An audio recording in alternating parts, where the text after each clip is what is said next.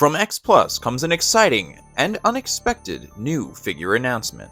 At the time of this recording, about a week ago, X Plus announced their 30cm favorite sculptors line, Godzilla 84 Cybot figure. So, in case you're interested, pre-order links will be in the video description.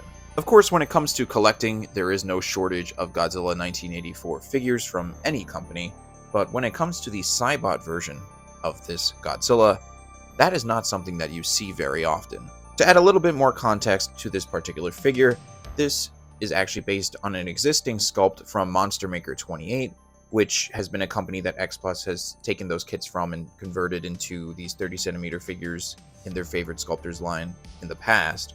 But the overall look of this Godzilla is actually based on the animatronic that was used in the 1984 Godzilla film.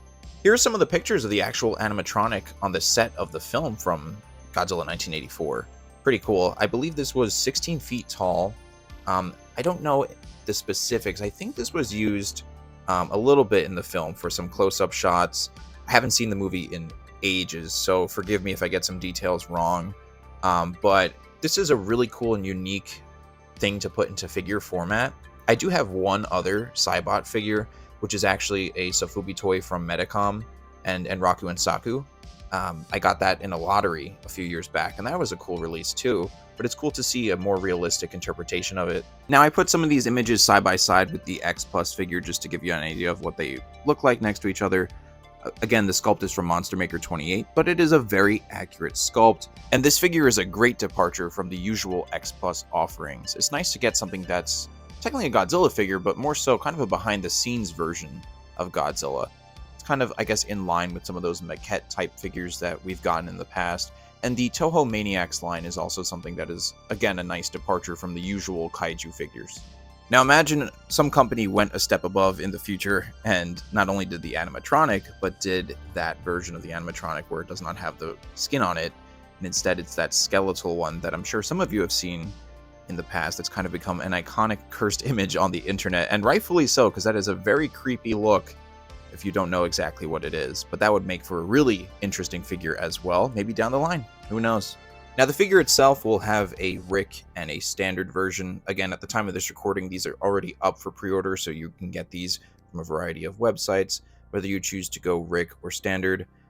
The only difference here with the Rick is that it comes with an additional bonus figure, I guess you could say, which is the Shakiris. I'm not sure if I'm pronouncing that correctly, and honestly, I only have vague memories of this creature's appearance in the film, so forgive me, but that is the nice little bonus piece. I went Rick because I pre-ordered through the Shonen Rick website directly, just because I want to get my hands on this figure as soon as possible, as opposed to pre-ordering on other sites where it will come a little bit later.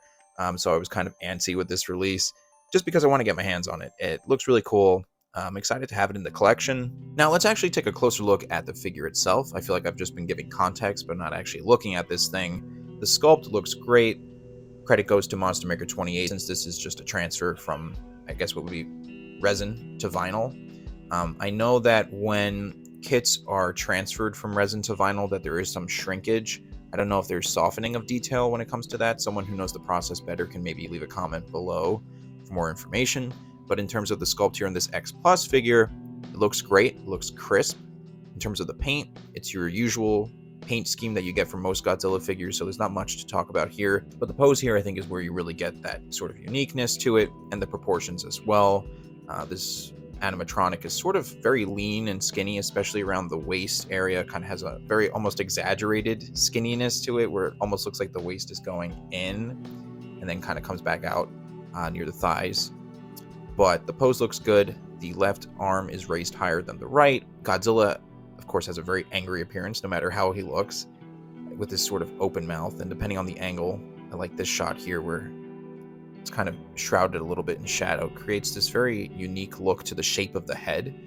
Now, the tail itself, it's a little hard to gauge exactly the length of it. From this shot over here, it looks like it does kind of droop far out, but then from this back angle here, it does look like it kind of loops in and is much shorter. It's a little hard to know the exact dimensions, because as far as I can tell, they don't have the length of it, unless if I'm missing it somewhere. But I know that the figure itself is approximately 34 centimeters tall, so it's a little bit taller than your normal 30 centimeter figures to begin with. So this is going to be roughly a little bit over 13 inches tall, which is exciting. This is going to be a sizable figure. And aside from these photos that we have from the official listing from X Plus, we actually do have some additional photos here coming straight from the X Plus booth at Winter Wonder Festival. So we do have some additional angles. I actually came across this mid-recording, so you do have a better look at the tail here. So it does look a little bit lengthy. This shot gives us a better profile view of the tail, and you do get a better sense of the scale of the Shocurus Rick bonus piece because it's right next to the Godzilla there, so it is pretty sizable actually. And then this is a much closer up image of the Shocurus. We have that harpoon shot right through it, which is a cool little detail. The texture on it looks very nice, and I like that green color palette that they have going on here. It's not explicitly just like brown or darker charcoal. It's kind of that very deep brownish green, then with that much brighter green on top of it.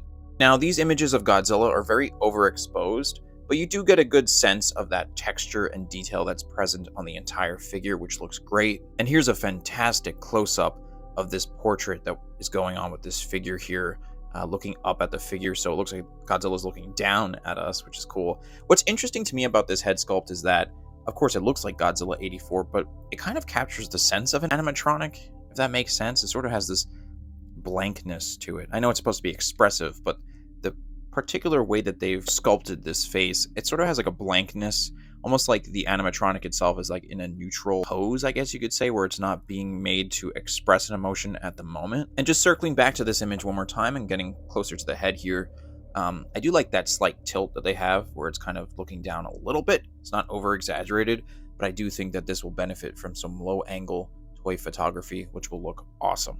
So these are my overall thoughts on the figure. I think it's a great release. I'm excited for this one to come out. Of course, I am curious to know what you guys think. Do you have this pre-ordered?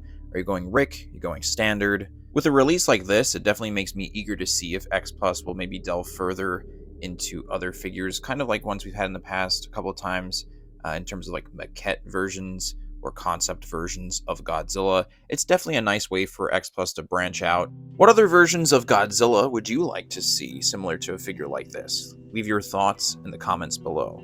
Anyway, if you're new to the channel and you like the content, please consider leaving a like, subscribing, and taking a look at my other Godzilla figure content on the channel as well. Lastly, thank you very much for watching, and have a good one.